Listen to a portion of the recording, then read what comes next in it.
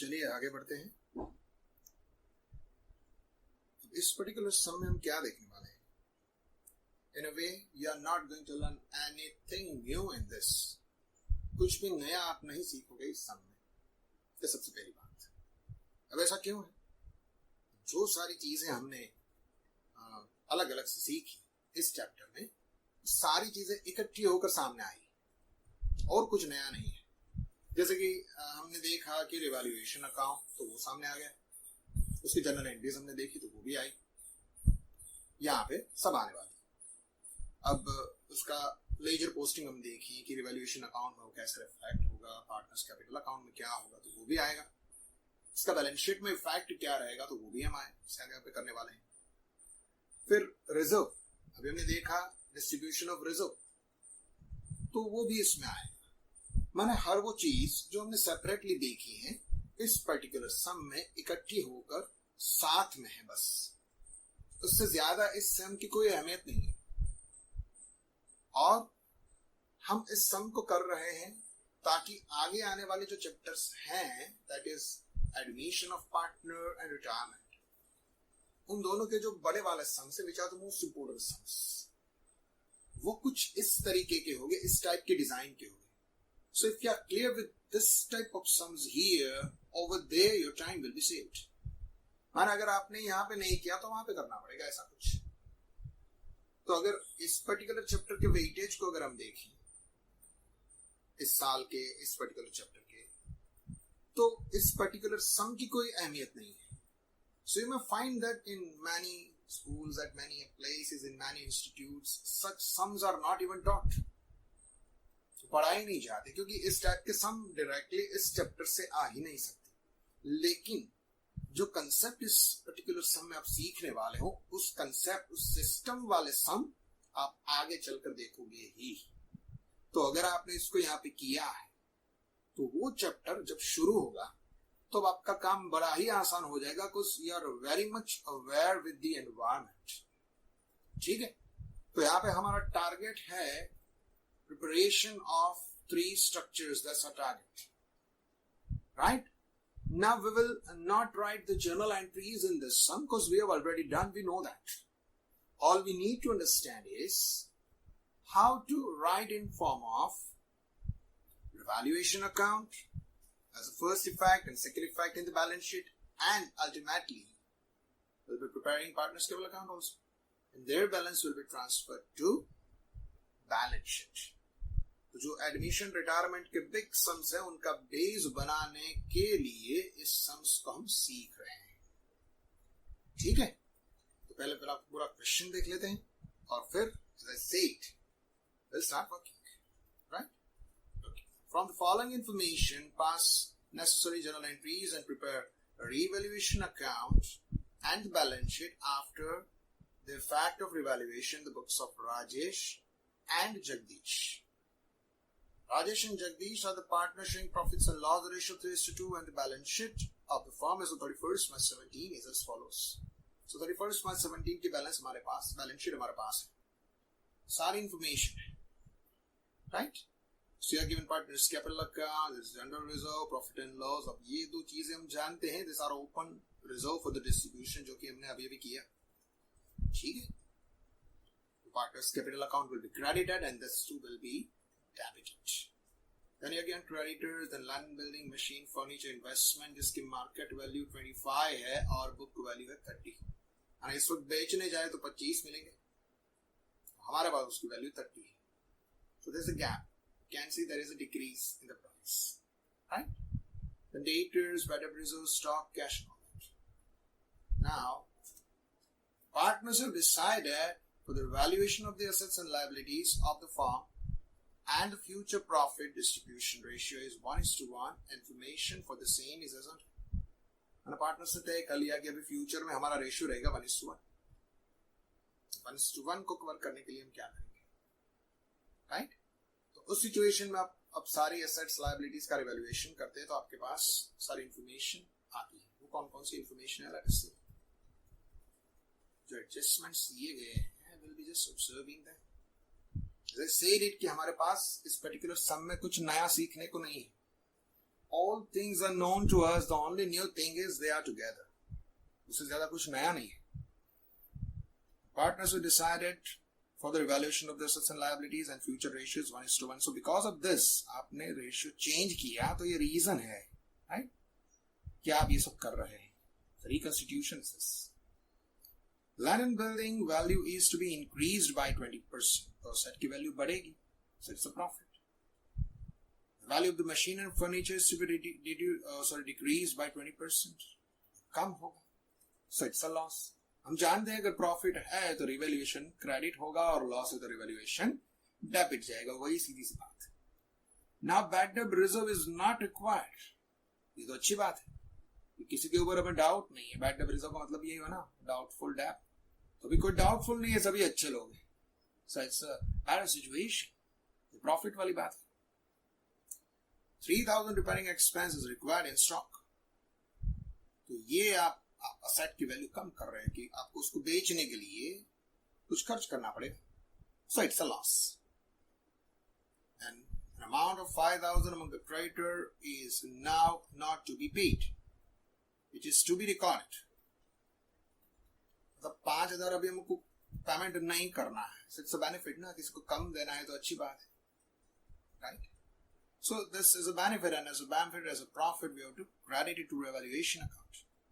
An outstanding expense of 6,000 and income receivable is 8,000. Now both are opposite. Outstanding expense is a kind of a loss. It's a liability. And this is a creation of asset. ठीक है, receivable पैसा मिलेगा, ये जाएगा, तो यहाँ पे आएगा. So it's a loss, it's a profit. Being a loss is going to be debited to revaluation, and being a profit is going to be credited there. The loss is the investment is to be shown in the market value. जैसे हमने predict किया था कि भाई हमारे पास book में value उसकी 30 है, मार्केट में बेचने जाए तो 25,000 मिलेंगे. मैंने 5,000 कम हो गया, तो हमें यही लिखना है. So that shows you need to decrease the value of the investment, and when you decrease the value of any asset, that is debited to revaluation because it's a loss. किसी भी एसेट की value आप कम करते हो तो एक loss बनता है, और लॉस की वजह से हम रिवैल्यूएशन अकाउंट डेबिट करते हैं. ठीक है, तो अब हम इसको शुरू करेंगे. And as I said it earlier, इस सम का टारगेट हमारा जर्नल एंट्री नहीं है, क्योंकि हम एक से ज्यादा बार उसको कर चुके हैं. इस सम को हम किस तरीके से देखेंगे? As I said it, we'll be focusing on particularly 3 structures: evaluation account, partners capital account, and the balance sheet. ठीक है? So let's start with that. Now, whenever you begin such type of big sums, the very first thing is you need to draw all 3 structures. What we already drawn, it's valuation account, balance sheet, and partners capital account. ठीक है? तो शुरुआत कहाँ से करनी है? तो शुरुआत में सबसे पहले आपको लिखनी है पार्टनर्स की कैपिटल बैलेंस, जो कि आपको दी गई है. So to begin with the opening balances of the partners. ठीक है? सबसे पहले हम लिखेंगे by balance brought. So the opening balance by balance brought. कितनी बैलेंस है दोनों की? तो पहला वाला पार्टनर है राजेश, उनकी है 140.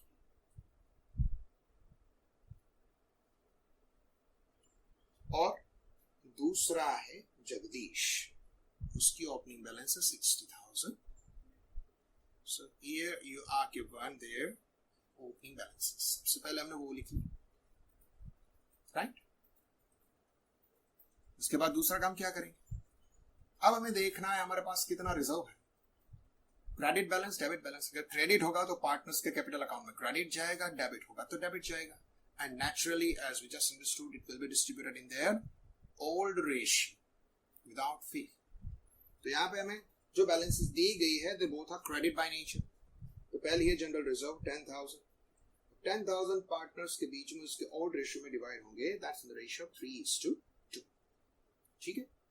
तो अगर जनरल रिजर्व पार्टनर्स में डिवाइड होता है, so general entry will be general reserve account debited to partners capital account. तो कैपिटल अकाउंट में क्रेडिट साइड हमें लिखना है जनरल रिजर्व अकाउंट, और 10,000 को हम 3:2 में डिवाइड करेंगे, so that comes to 6,000 and 4,000 ऐसे डिवाइड। राइट। दूसरी चीज, another result, that is profit and loss account 15,000। जैसे ही 15,000 हम पार्टनर में डिवाइड करेंगे इधर ऑल रेशियो, तो जनरलिटी बिल्कुल वैसी ही जाएगी। Profit and loss account debited to partners capital account, यहां पे लिखेंगे profit and loss account, right, partners capital. 15,000 को 3:2 में डिवाइड करेंगे तो एक को मिलेगा 9,000 और दूसरे को मिलेंगे 6,096। Like this, it's going to be credited among the partners in the old ratio. तो पहला स्टेप हमने खत्म कर दिया, that is distribution of the reserves। अब पार्टनर्स के कैपिटल का अकाउंट का जो उपयोग होगा क्या होगा, डिस्ट्रीब्यूशन ऑफ प्रॉफिट और लॉस ऑफ रिवैल्यूएशन। अब रिवैल्यूएशन अकाउंट हम बनाएंगे और रिवैल्यूएशन अकाउंट की प्रिपरेशन की प्रोसेस में दो ही स्ट्रक्चर हमारे काम आएंगे। One is revaluation itself, another is the balance sheet, is the other side of the same coin। Asset बढ़ती है तो कैसे लिखेंगे, कम होती है तो कैसे लिखेंगे, ठीक है। इन दोनों के बीच सारी चीजें होगी, फिर इसका जो रिजल्ट आएगा वो पार्टनर्स कैपिटल में जाएगा, ठीक है। So let us start with each and every adjustment step by step by step. And the very first is land and building value is to be increased by 20%. तो land and building की value जो है वो 20% बढ़ जाती है, it's increased। So when asset value increases, that's a profit, that's a gain। तो हम शुरू करेंगे बैलेंस शीट से so that we can understand, हमें कोई रफ में कुछ काम करने की जरूरत ना रहे। तो लैंड एंड बिल्डिंग हमको दिया गया है 1 लाख, ठीक है। यहां पे हम लिखेंगे it's land and building, that's 1 lakh. Now you are told that increases by 20%, 20% increase हो रही है। 20% इसका करेंगे हम 20% इंक्रीज। क्या होगा इसका 20%? 20% of the same comes to 20,000, 20,000। और उसकी जो नई वैल्यू हो जाएगी वो हो जाएगी 1 pieces. 1,20,000 becomes a new value। 20,000 increase हुआ, it's a benefit, it's a profit। Being a profit, it should be credited to revaluation account। So the journal entry will be land and building account debited to revaluation account। तो revaluation में credit side हम उसको लिखेंगे by land and building account। Be careful here, you have to write the difference only। जो difference है ना वही लिखना है आपको, पूरा नहीं लिखना है। 1 is converted into 120, so it is increased by 20, so you have to write that increase only। The difference only is gonna be entered here। ये बात खास दिमाग में रखिएगा, गलती हो सकती है, यहाँ पे गलती होगी तो फिर आपको उसका कुछ फिर पता नहीं चलेगा कि क्यों बैलेंस शीट का टोटल मिल नहीं रहा है। That's one of the reasons, so be careful, right? So यहाँ पे हमने लिख दिया 20,000। अब चलते हैं दूसरे एडजस्टमेंट की ओर।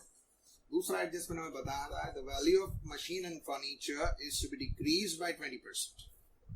दो चीजें डिक्रीज हो रही हैं, when assets decrease, so profit और loss. So very simple, it's a loss. तो शुरुआत करेंगे बैलेंस शीट से, ठीक है, वहीं पर लिखेंगे पहले, फिर जाकर के उसकी दूसरी इफेक्ट हम देंगे। तो machine that is decrease by 20%, so let us right machinery, उसकी वैल्यू कितनी है? Machinery. We are given the value in the book, that is 80,000। 80,000 का हम 20% करेंगे, it's 20% decrease। So इसका 20%, that comes to 16। If you go for 10%, अब 1 0 दबा दो, 10% 2 दबा दो, 1%। 1 0 दबाते हैं, 8,000 is 10% and 20 is 8 to the 16। So like this we can do it, right? Without touching calculator, you can easily manage it. ठीक है, मशीन का काम हो गया. दूसरा है फर्नीचर. फर्नीचर में क्या है? We are told the value of furniture that also decreases by 20%. तो यहां पे हमको उसकी जो वैल्यू दी गई है, बुक वैल्यू, दैट इज 20,000. तो इसका अपन 20% करेंगे तो वो जाएगा 4,000. ठीक है, so 20% decrease and that comes to 16,000. तो हमने वैल्यू कम कर दी. Decrease by 16, decrease by 4. Whenever the asset decreases, it's a loss.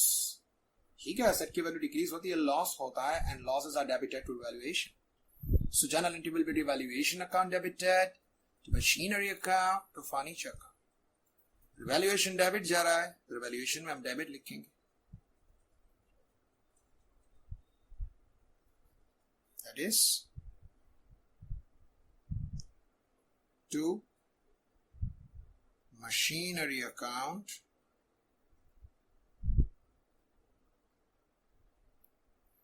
that's 16,000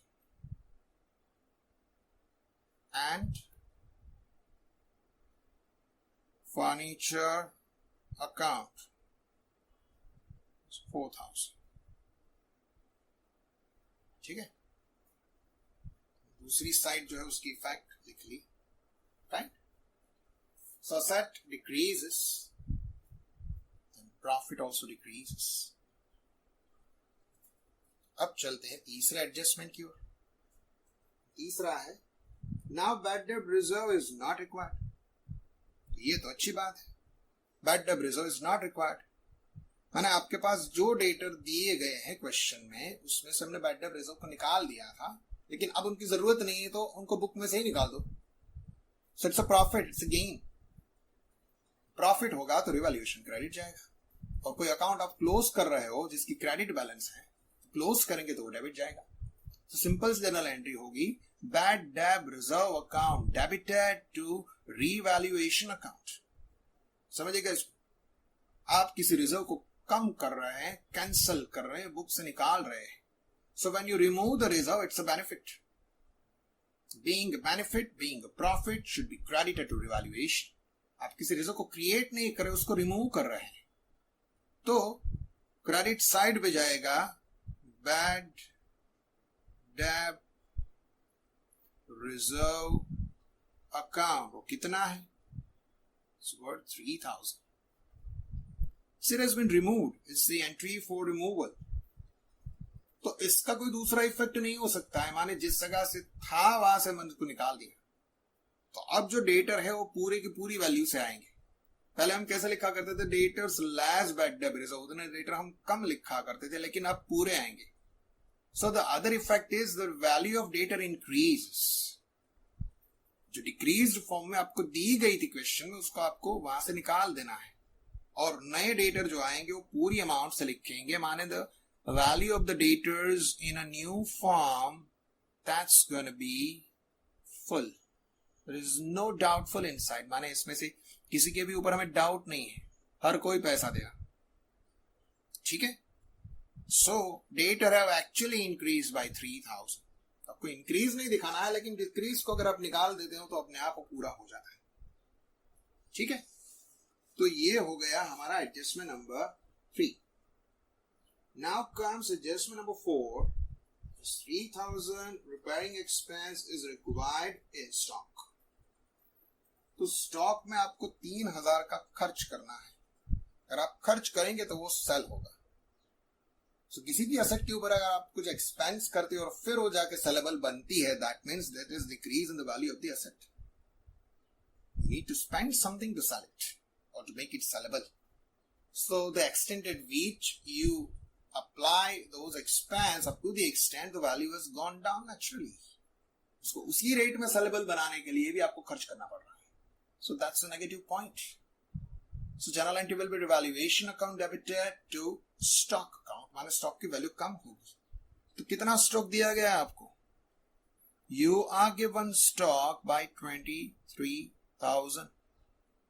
इसमें से आपको कम करना है the expense will decrease the value, वो वैल्यू कम करेगा, वैल्यू कम हुई और आपको लिखना है 20,000 आउट कॉलम में.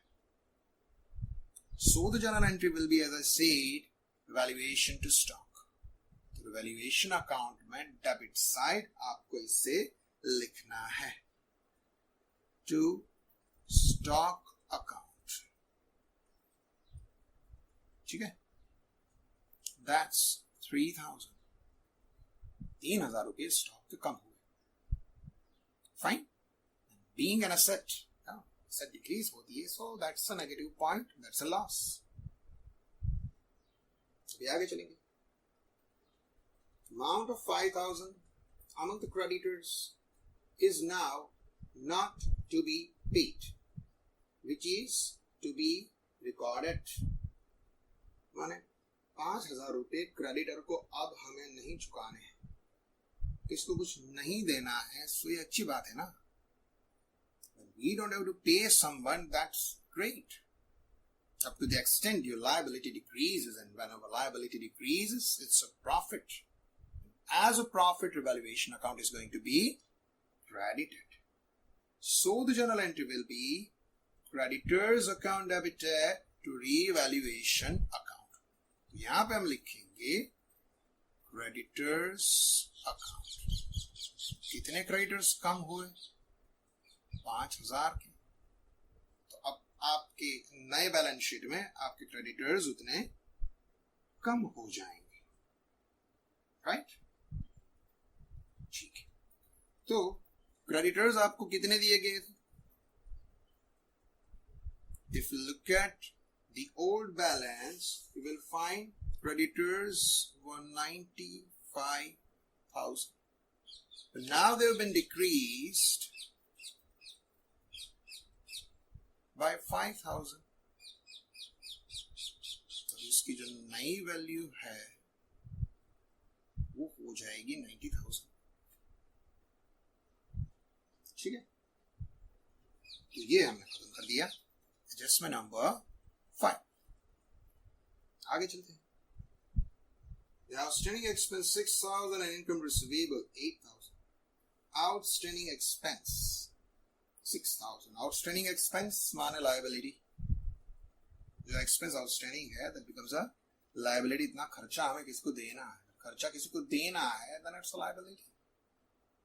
As a liability, you have to show as a liability that something that increases as a liability that becomes a loss. ना किसको कुछ ज्यादा देना है, हम भूल गए ऐसा कुछ, या फिर देना अभी बाकी है, उसकी एंट्री नहीं हुई, ऐसा कुछ.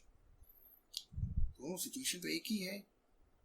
सिचुएशन में जब आपको कोई एक्सपेंस किसी को देना है, that becomes a loss, and losses are debited to revaluation account. तो जर्नल एंट्री जाएगी revaluation account debited to outstanding expense account, that is 6,000. यहां पर हम उसको लिखेंगे outstanding expense account 6,000. Right? As a liability, you have to show them on the liability side also. That is the outstanding expense 6,000. तो ये हो गया हमारा एडजस्टमेंट नंबर 6. और उसी के अंदर दूसरी चीज हमको दी गई है, दैट इज इनकम रिसीवेबल 8,000. माने आप कुछ इनकम रिसीव करने वाले हो, आपने उसकी एंट्री नहीं की, तो आप कर देते हैं. whenever there is receivable, so it's a benefit. जैसे आपको किसी को चुकाना है तो वो एक एक्सपेंस, एक लॉस है. वैसे अगर आप रिसीव करने वाले हैं किसी से, तो वो एक बेनिफिट है, इनकम है. Being an income, being a benefit, it should be credited to the valuation account. So the journal entry will be income receivable account debited to revaluation account. Revaluation account में हम credit side लिखेंगे income receivable account.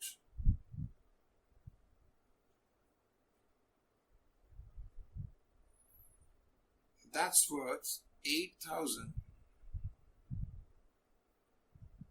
अब receivable है, benefit है. So as a benefit, you have to write on the asset side, right? This is an open account debit balance. जैसे debtor के पास से लेने हैं, वैसे ही किसी इनकम के तौर पर लेने हैं. तो यहाँ पे हम लिखेंगे इनकम receivable.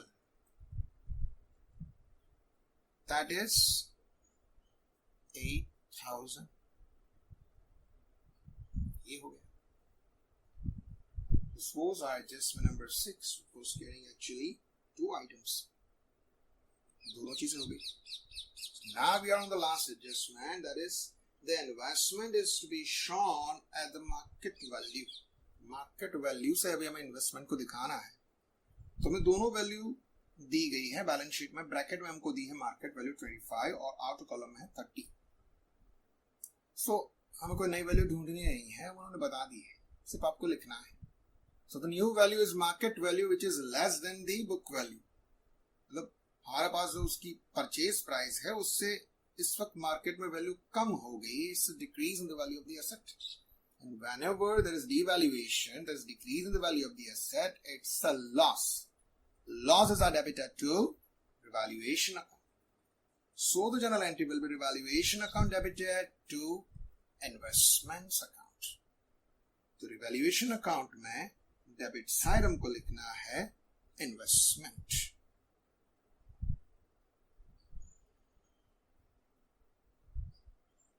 Investment account में हमें कितना लिखना है? 5,000. You can show it here into bracket if you wish. ऐसा अगर लिख सकते हैं तो बैलेंस शीट में दिखाने की कोई जरूरत नहीं रहती. यहाँ पे अपन लिख देते हैं कि उसकी ओरिजिनल वैल्यू थी 30, उसकी मार्केट वैल्यू है 25 और ऐसे करके वैल्यू कम हो रही है. That is decreased by 5,000. That's what we have shown here. उसकी नई वैल्यू 25 है तो आपको असेट साइड उसकी वैल्यू लिखनी है directly 25. You can show it by decrease as well और you can directly show it as you already shown. Investments जो है उसको ऑलरेडी दिखा दिया है. ठीक, अब डायरेक्टली उसको 25 लिख सकते हैं. तो सारे एडजस्टमेंट खत्म हो चुके हैं. अब क्या करना है? अब सिंपल सी बात, रिवैल्यूएशन का रिजल्ट निकालेंगे. जो भी है वो पार्टनर्स में डिवाइड कर देंगे. ठीक है. रिवैल्यूएशन का रिजल्ट निकालने के लिए जैसे हम पीएनएल का काम करते वैसे ही, तो we got all on both the sides. So if you look at it at a glance, क्या निकलता है? 20, then 3 and 28 and 8 times to 36 seems around 36. यहाँ पे देख लेते हैं. 16 plus 4, 20, then 29, then it's 34. Cut cut जा रहे हैं. 36 से 34 is a very small amount. ठीक है, but D is there, right? Is bigger, so bigger on both side comes to 36. 36 में से हम 34 निकालेंगे, so we can see it's a profit of just 2,000. जो भी है पार्टनर पे डिवाइड हो जाएगा. In the which ratio and there और रेशियो माइंड वेल रिवैल्यूएशन का प्रॉफिट है जो भी है वो अब तक का है और अब तक का प्रॉफिट अब तक के रेशियो में डिस्ट्रीब्यूट होता है. That is the whole ratio. So profit that is transfer to partners capital account वो भी जाएगा उनके ओल्ड रेशियो में. And the old ratio is 3:2. Name of the partners are Rajesh and Jagdish.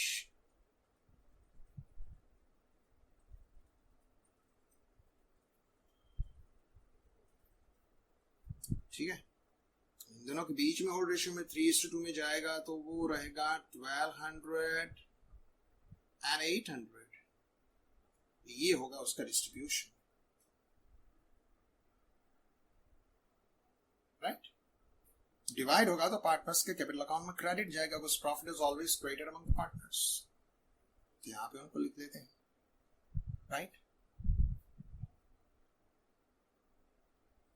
This is revaluation account. ये क्या है? Revaluation का result है revaluation account. I can dash here to write it's a profit. It's 1200 800 ऐसे जाएगा, right? और कुछ चीजें बाकी नहीं है, so it's time to total the capital accounts and file the balances. तो जो भी पार्टनर के कैपिटल का टोटल बनता है, अगर इसका अपन टोटल करेंगे, comes to 1,56,200. Can easily do it. And this comes to 70,800. कोई चीज डेबिट साइड है ही नहीं, माने वो सारी चीज जो है वो बैलेंस बन जाएगी, right? The same will become the balance. It's 1,56,200 and 70,800. Directly हम यहाँ पे लिख देंगे, that is to balance carried forward. Right? The partners की closing balance हो गई. Being a closing balance, it is to be shown over here.